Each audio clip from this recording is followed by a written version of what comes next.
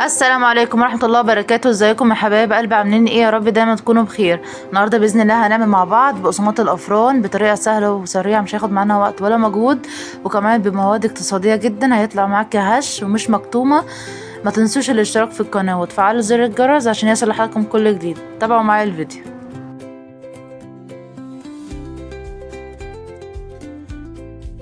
اول حاجه هنقول بسم الله. انا هنا معايا كوبايه ميه دافيه، ابتدي انزل عليها بكيس خميره فوريه، وانزل عليها ب4 معالق كبار من السكر بالشكل ده، وابتدي ان انا اقلبهم كويس.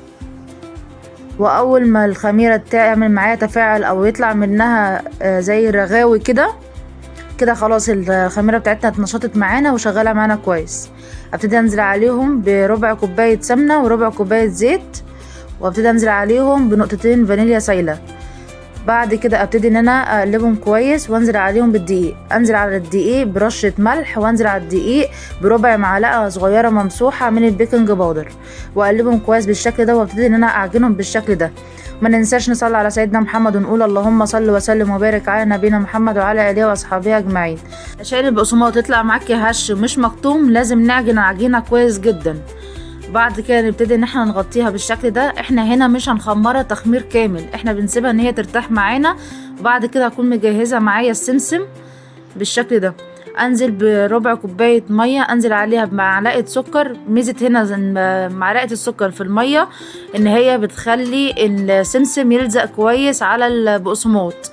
ابتدي ادوب معلقه السكر بالشكل ده، واخد من الميه بسكر معلقتين كبار بالشكل دوت، وانزل بيهم على البقسماط واقلبهم كويس بالشكل ده علشان السمسم يلزق كويس على العجينه بالشكل ده.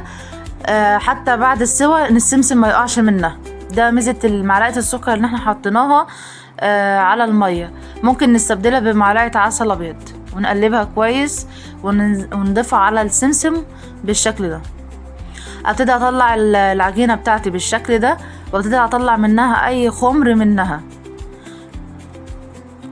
بعد كده ابتدي ادهن الصينيه سمنه او زيت، دهنه بسيطه على الصينيه، وابتدي ان انا اخد من العجينه قطعه صغيره، وابتدي ان انا ابرمها ما بين ايديا عشان اطلع اي خمر في العجينه. وبعد كده ابتدي ان انا ارولها بالشكل ده، ولازم تكون رفيعه جدا علشان لسه هتخمر معانا.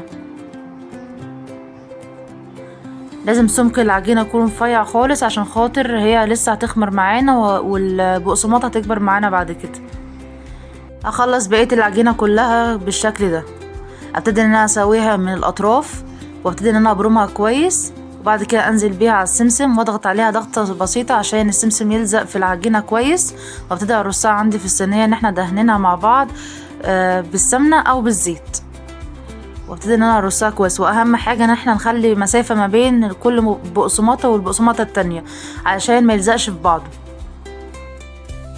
نخلص التشكيل كله بالشكل ده. انا هنا استخدمت على نص كيلو دقيق كوبايه الا ربع من الزيت على سمنه.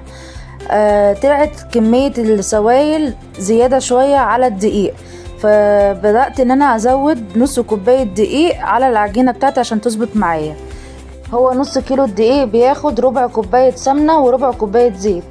المقدار كله للسوائل نص كوباية سمنة على زيت. وليه احنا استخدمنا السمنة؟ اختلطنا بين السمنة والزيت مع بعض. في الافران ما بيحطوش السمنة، لكن احنا هنا استخدمناها ان هي بتديها زي هشان وبيديها طعم جميل جدا. وحطينا كمان معلقة صغيرة من الفانيليا، فبتديها ريحة حلوة لما بتستوي معانا. وده كده الشكل النهائي للبقسماط بتاعنا. وكمان عملنا منها بقسماط مدور بالشكل ده. برمنا كويس البقسماط، وبعد كده قفلناها كويس على شكل دايره بالشكل ده. شايفين طالع هش وجميل ازاي؟